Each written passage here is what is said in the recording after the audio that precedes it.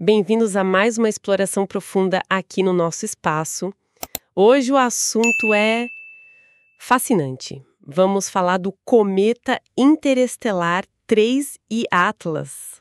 Olá, sim, é o terceiro visitante confirmado de fora do nosso sistema solar. Uma chance incrível de espiar outro sistema, né? Exato. E a gente se baseou em muita coisa boa. Dados do Hubble, do James Webb, SPHERICS, TESS, Gran Telescope Canárias, 2-Meter Twin Telescope e, claro, artigos científicos recentes. É um conjunto bem completo de observações. Nossa missão aqui é entender melhor a viagem dele, do que ele é feito, o que tem de diferente e o que ele conta sobre outros mundos, né? Justamente, cada um desses mensageiros cósmicos é uma janela, uma peça nova no quebra-cabeça da formação planetária. Ok, então vamos lá. Será que o Atlas consegue ser ainda mais estranho que o Oumuamua e o Borisov? É uma ótima pergunta. O 13 Atlas certamente trouxe suas próprias surpresas. Estudar esses objetos é fundamental, sabe? Com certeza. Então, como foi que descobriram ele? E a parte crucial, como tiveram certeza que ele era mesmo um gringo cósmico? Boa. A descoberta oficial foi em 1º de julho de 2025, pelo sistema Atlas, lá no Chile, por isso o nome. A designação inicial era A11PAR-13, bem técnica. E a confirmação de ser interestelar, como veio? Pela órbita. O 13 Atlas tem uma trajetória Hiperbólica. hiperbólica, O que isso quer dizer na prática? que ele não volta mais. Exato. Significa que a órbita é tão aberta, tão esticada, que a gravidade do Sol não consegue segurar ele. A excentricidade que mede isso é tipo 6,1 ou 6,2, muito alta. Ah, entendi. Órbitas fechadas, tipo a da Terra, ficam entre 0 e 1, né? Isso. Um valor bem acima de 1 mostra que ele só está de passagem. E tem a velocidade também, que é chave. E que velocidade era essa? Devia ser alta. Muito alta. Mesmo longe do Sol, no espaço interestelar, ele vinha a uns 209 mil quilômetros por hora em relação ao Sol. Nossa, isso dá quase 60 quilômetros por segundo? Exato. É mais rápido que o Borisov, o segundo visitante, que entrou a uns 177 mil quilômetros por hora. Essa velocidade, junto com a órbita hiperbólica, não deixa dúvida da origem externa. E eles sabem de onde ele veio, mais ou menos? Sim, rastreando a trajetória para trás, a indicação é que ele veio da direção da constelação de Sagitário, perto do centro da Via Láctea. Que viagem! E o passeio dele por aqui, pelo nosso sistema solar, você disse que a trajetória foi interessante. Foi sim, bem acompanhada. Embora a descoberta oficial tenha sido em julho de 2025, acharam imagens dele de maio e junho. O TESS e o ZTF já tinham registrado ele. Ah, então já tinha foto dele antes mesmo de saberem o que era? Isso, e ele continua vindo, chegando mais perto do Sol. O periélio, o ponto de maior aproximação, foi lá para o fim de outubro de 2025, dias 29 e 30. E ele chegou muito perto do Sol, tipo o Mercúrio. Não tanto. Passou a mais ou menos 1,35, 1,4 unidades astronômicas. Isso é um pouco além da órbita de Marte. Falando em Marte, ele passou perto de lá também, né? Passou. E em 3 de outubro de 2025, foi uma chance ótima para as sondas que estão lá tentarem dar uma espiada. Que legal! Mas teve uma época que ele sumiu pra gente aqui da Terra, certo? Exato. Entre setembro e o começo de dezembro de 2025, ele ficou muito alinhado com o Sol, do nosso ponto de vista. Aí o brilho solar ofuscou ele completamente. Entendi. Mas agora ele tá voltando a aparecer. E já tá indo embora. Isso. Ele já está na viagem de saída. A trajetória vai levar ele a passar perto de Júpiter em março de 2026. Quem sabe a Juno consegue alguma imagem. Depois disso, é adeus. Espaço interestelar de novo. E enquanto ele estava bem visível, o que os telescópios mostraram? Como ele era? As imagens foram muito boas. O Hubble fez uma foto super nítida em 21 de julho de 2025. Mostrava tipo um casulo de poeira, meio em forma de lágrima, saindo do núcleo. E já dava para ver um começo de cauda de poeira. Um casulo de poeira? Interessante. E a foto do Hubble tinha aquele detalhe das estrelas riscadas, né? Tinha. Como o telescópio estava acompanhando o cometa, que se movia rápido contra o fundo, as estrelas ficaram como rastros. É um efeito clássico. Fantástico. E outros telescópios, o que eles adicionaram? Vários contribuíram. O Gran Telescópio Canárias, o GTC, e o 2-Meter Twin Telescope, o TTT, viram logo no começo de julho uma coma bem definida. Aquela nuvem de gás e poeira, sabe? Sei, a cabeleira do cometa. Isso. O TTT mediu essa coma, deu uns 26 mil por 25 mil quilômetros. E o SPHEREX, um telescópio espacial, indicou que ela se estendia bem mais, talvez uns 348 mil quilômetros. Uau! Quase a distância da Terra à Lua. É enorme.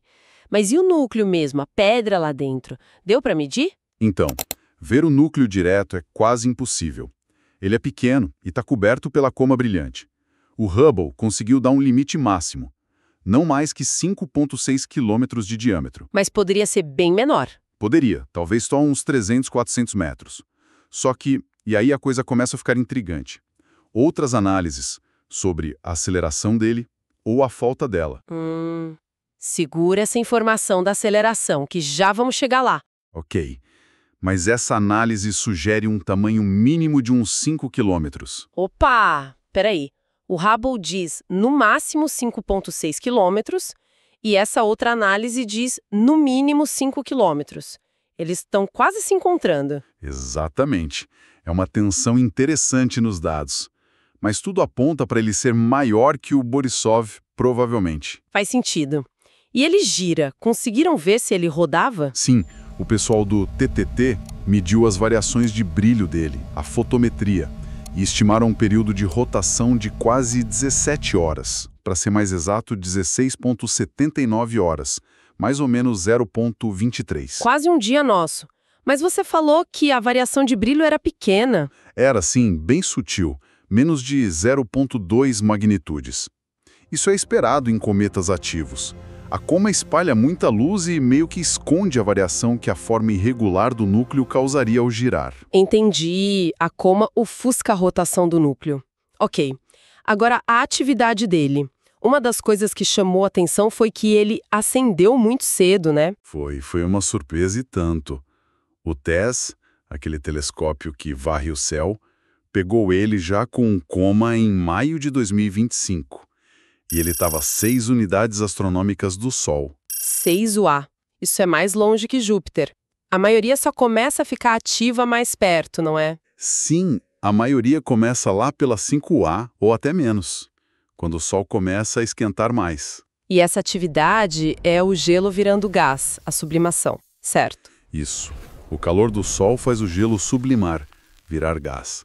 E esse gás escapa, levando poeira junto. Aí forma a coma e as caudas.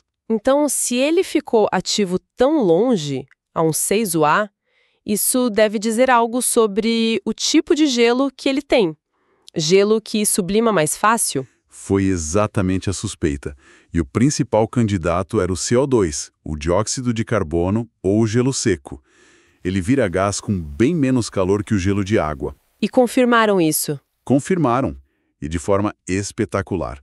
Em agosto de 2025, com o James Webb e o SPHEREX. A Webb entrou na jogada. O que eles viram? Os dois confirmaram. A coma era riquíssimo em CO2. Tinha água também, mas o JWST mediu a proporção. Para cada uma molécula de água, saíam umas 8 moléculas de CO2. 8 para 1. Nossa, isso é muito CO2. Por que tanto? É uma das proporções mais altas já vistas, em qualquer cometa.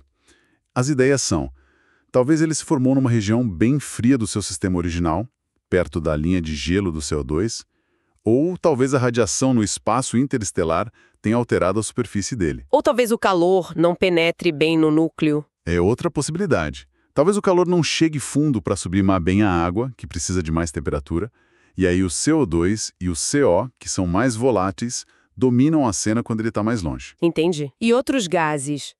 No começo, viram mais alguma coisa? Olha, no começo de julho, quando o GTC e o TTT olharam, eles não pegaram emissão forte de outros gases comuns, tipo o CN, cianogênio, mas isso era esperado para a distância que ele estava. Certo. O que eles viram bem foi a poeira.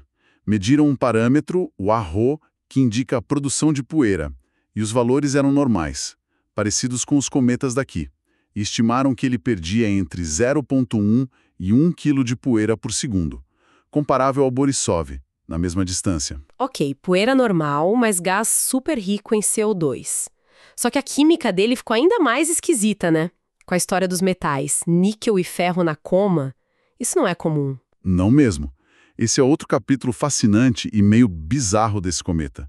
O pessoal usando o instrumento UVS, lá no VLT no Chile, detectou átomos de níquel, Ni, na coma. E em todas as vezes que olharam, entre 3.1 e 2.1 UA do Sol. E ferro também? Ferro também apareceu, mas só quando ele chegou mais perto, abaixo de 2.6 UA. Só ter esses metais ali já é estranho, porque a temperatura é baixa demais para derreter ou vaporizar rocha com níquel e ferro. Mas o que foi o pulo do gato com o Atlas nesse caso? Qual foi a grande surpresa? Foram duas coisas, na verdade, e bem chocantes. Primeiro, a quantidade de níquel era muito alta. E segundo, a razão entre níquel e ferro era, assim, absurdamente alta. Muito maior que a de qualquer cometa nosso e até maior que do Borisov, que já era considerada alta comparada ao Sol. Que doideira! E essa razão Nifé ficou sempre assim, altíssima? Não. E aí vem uma pista importante. Conforme o cometa ia chegando mais perto do Sol, essa razão NIF caía rapidamente.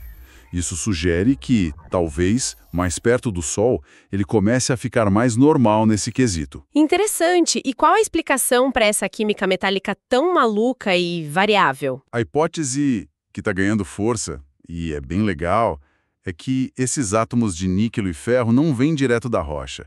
Eles poderiam vir da quebra de umas moléculas bem mais voláteis, as carbonilas metálicas. Carbonilas. O que é isso?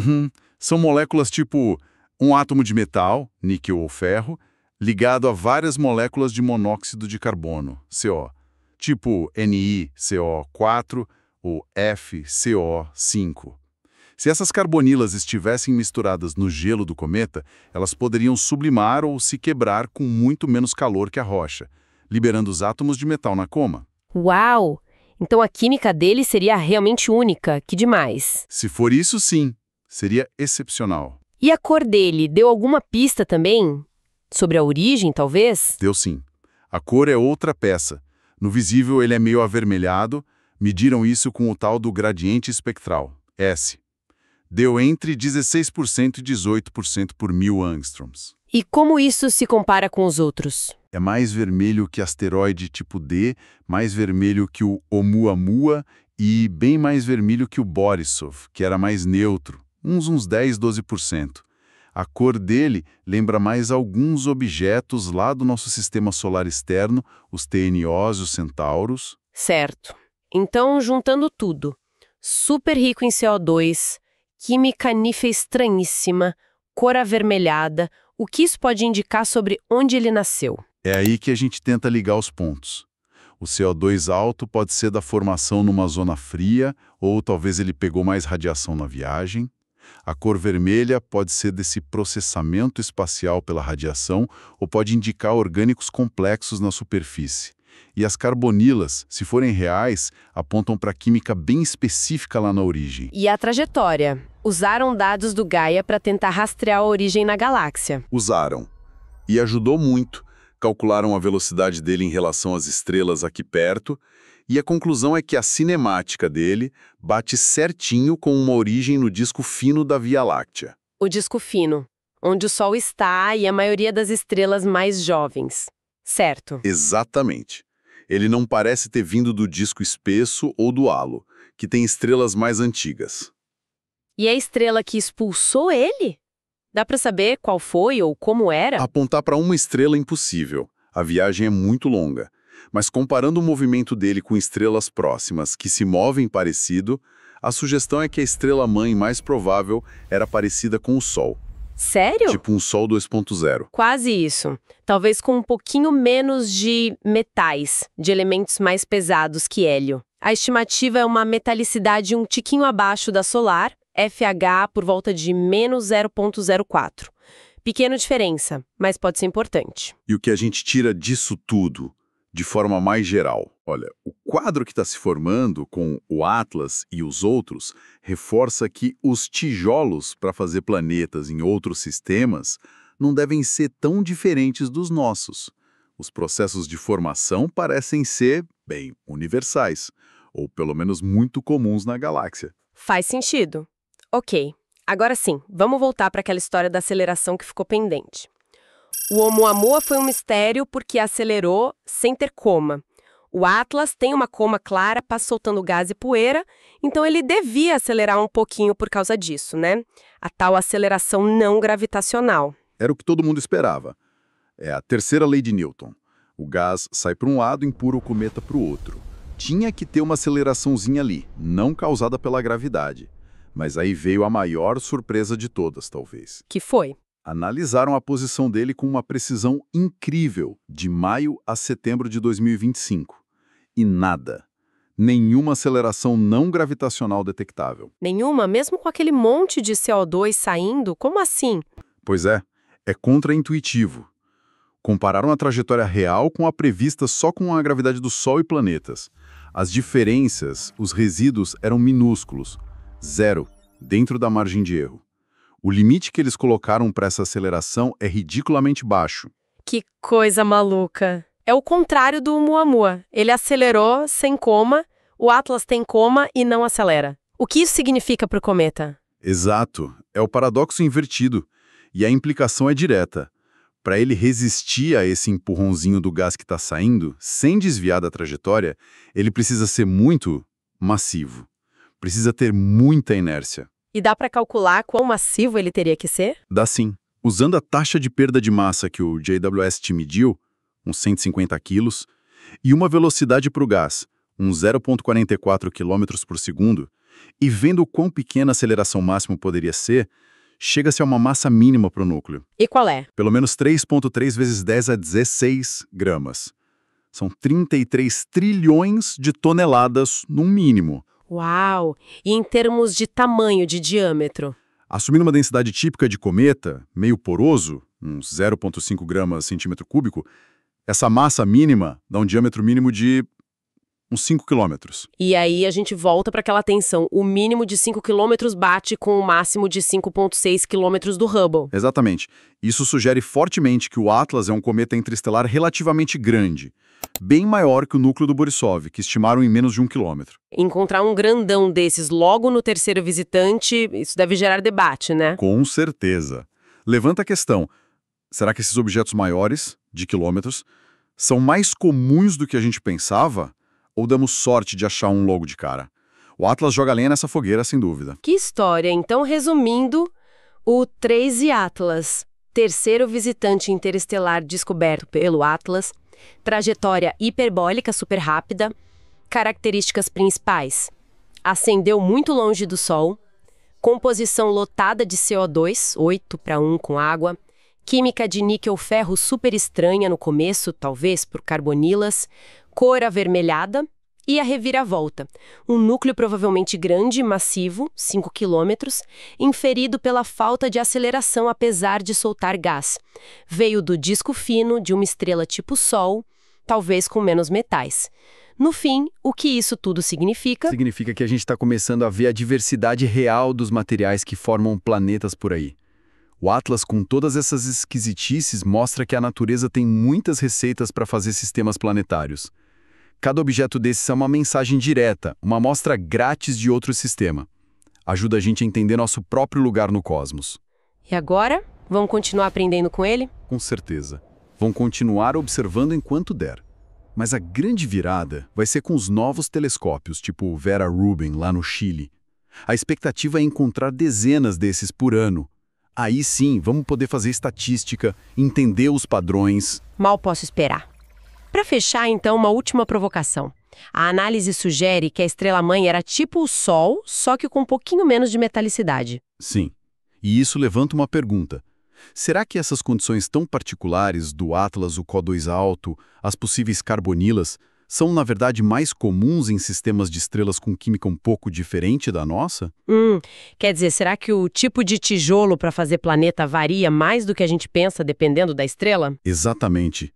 Será que a receita dos planetesimais depende mais sensivelmente da química da estrela do que imaginávamos? É algo para se pensar. e para investigar com os próximos visitantes interestelares. Fica a reflexão.